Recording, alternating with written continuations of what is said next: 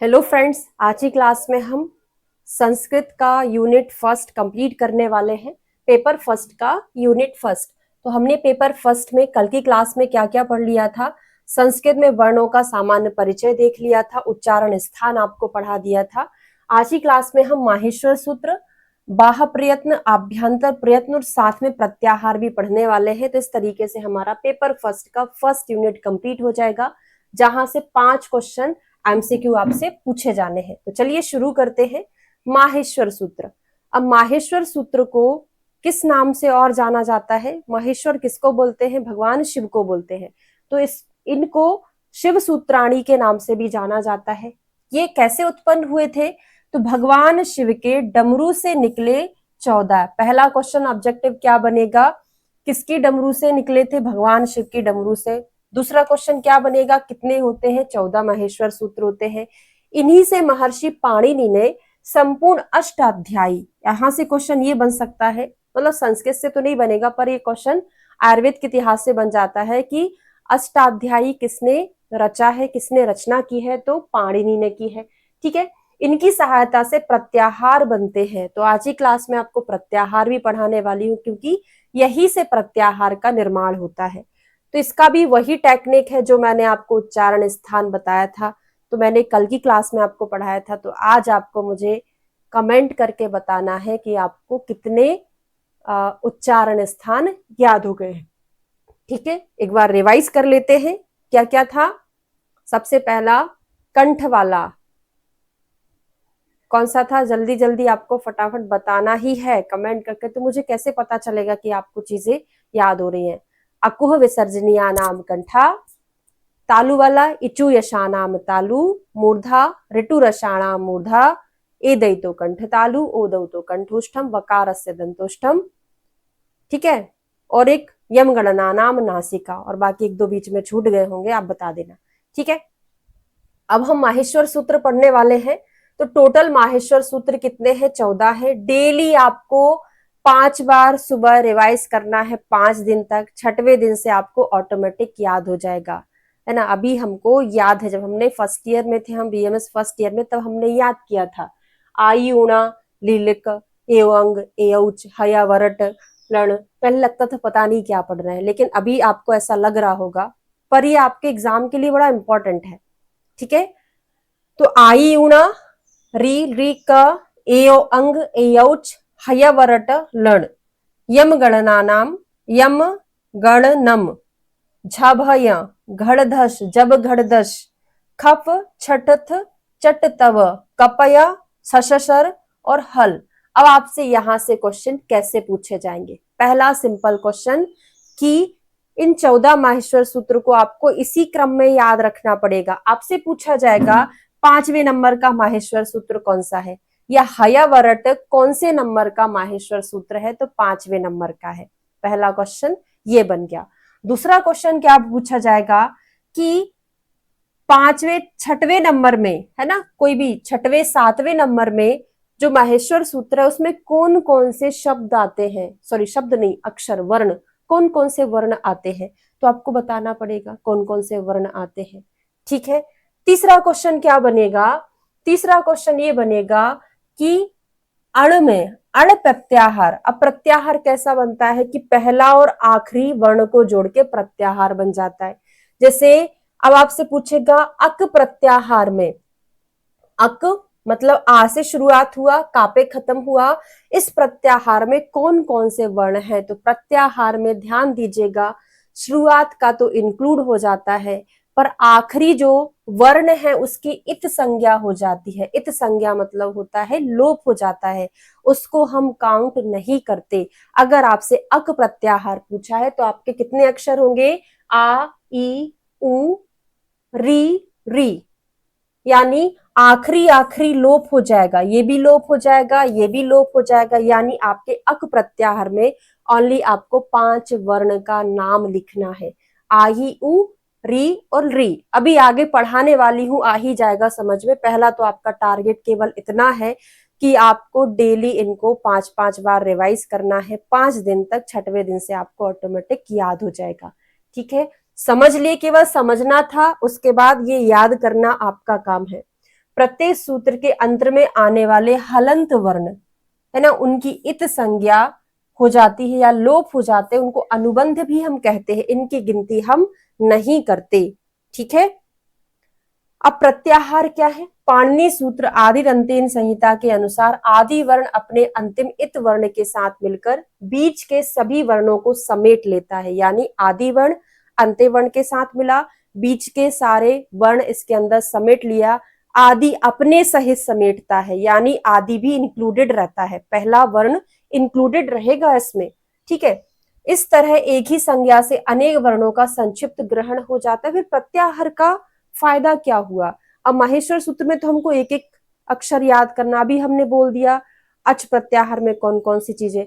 अच प्रत्याहार स्वर संधि में आता है, हल प्रत्याहार व्यंजन संधि, इसीलिए तो हल संधि भी बोलते हैं व्यंजन को, क्योंकि हा से लेके ला तक के जितने भी अक्षर हैं, हल संधि मतलब केवल ये हल नहीं, यहां से लेके हा से लेके हयावरट लण पूरा का पूरा और ला तक, इसके बीच में जो भी आते हैं वो पूरे व्यंजन संधि में आते हैं, व्यंजन कहलाते हैं अच संधि। इसीलिए तो इसको अच बोलते हैं, क्योंकि आ से लेके चा जितने भी इसके बीच में आएंगे वो सारे स्वर होते हैं, है ना। इसलिए अच प्रत्याहार, हल प्रत्याहार, यानी उनके बीच में जो चीजें आती हमको बार बार बोलने की जरूरत नहीं पड़ती। तो प्रत्याहार का यही फायदा हमको होता है।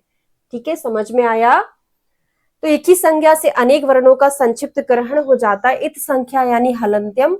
सूत्र से उपदेश के अंतिम हल की इत संज्ञा होती है। माहेश्वर सूत्रों में हर सूत्र के अंत का वर्ण अनुबंध कहलाता है। यह स्वयं नहीं गिना जाता, केवल ये हमारी बॉर्डर को निश्चित करता है, सीमा चिन्ह का काम करता है।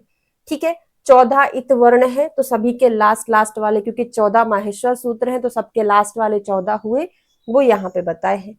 अब यहाँ मुख्य प्रत्याहार दिया है। अण प्रत्याहार में क्या आएगा? आई ऊणा था तो अड़ा तो नहीं आएगा, पहला वाला काउंट होगा, अभी मैंने जो बताया था।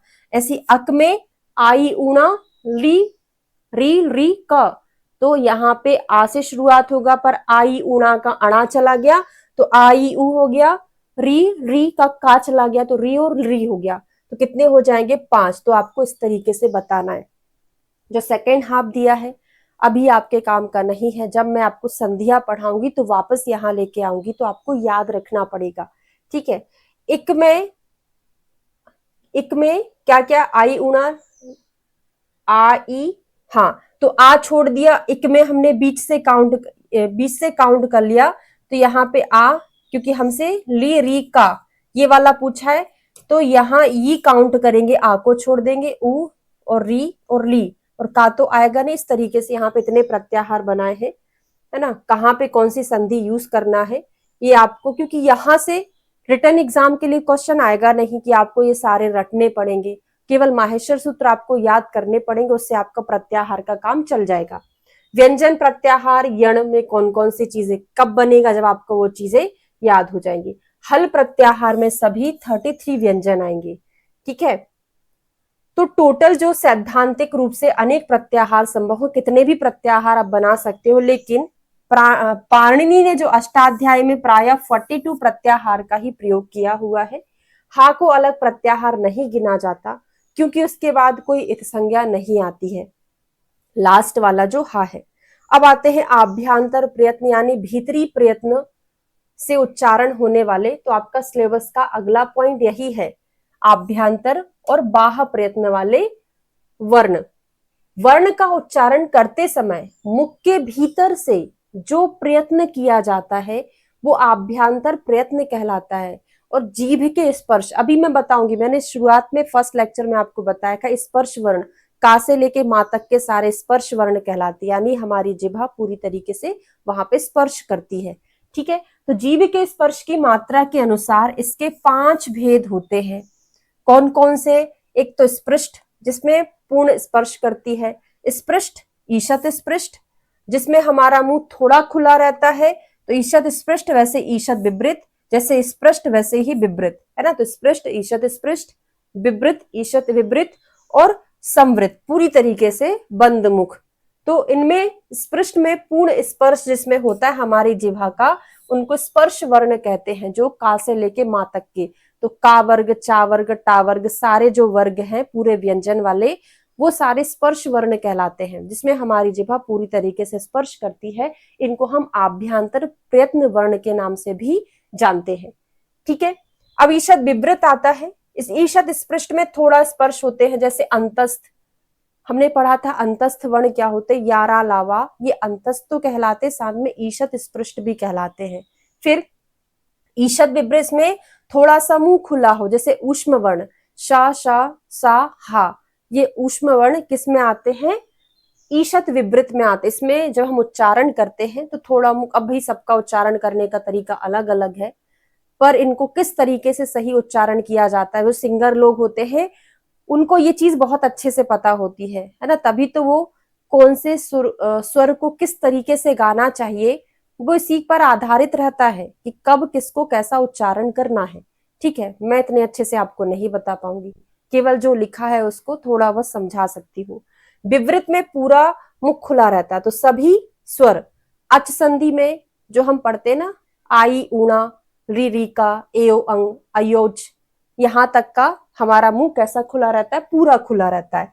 और संवृत में ह्रस्व आकार, छोटा आ। अब देखो, छोटे आ के संदर्भ में लिखित में अगर आपसे पूछा जाए कि प्रयोग दशा में जो ह्रस्व होता है वो संवृत होता है, जब हम प्रयोग करते हैं तो ह्रस्व दशा, परंतु प्रक्रिया दशा में जब हम उसको उच्चारण करते, प्रक्रिया करते, तो हमको लगता है कि आ जब हम बोलते संवृत कहाँ होता है, भाई मुंह तो खुला रहता है, लेकिन जब इसको किसी अदर वर्ण के साथ मिला देते हैं प्रयोग दशा में तो वो संवृत में रहता है ना। आप तो इतना याद रखो, बंद में संवृत में ह्रस्व आ आता है, लेकिन दो टाइप से चीजें आती कि प्रयोग दशा में इसका ह्रस्व आ संवृत हो जाता है, लेकिन जब व्याकरण प्रक्रिया दशा में आप उच्चारण करोगे तो उसको विवृत माना जाता है, जब आप उसका क्या करोगे, प्रक्रिया बोलोगे। ठीक है, अगला आता है बाहरी प्रयत्न। उच्चारण के समय स्थान से बाहर, कंठ द्वार पर, है ना, कहां पे, उच्चारण के समय स्थान से बाहर, ये आभ्यंतर नहीं, ये कंठ वाला है। कंठ पर जो प्रयत्न होता है उसे बाह्य प्रयत्न कहते हैं। इसके 11 भेद हैं, है ना। कौन कौन से भेद हैं, श्वास और नाद।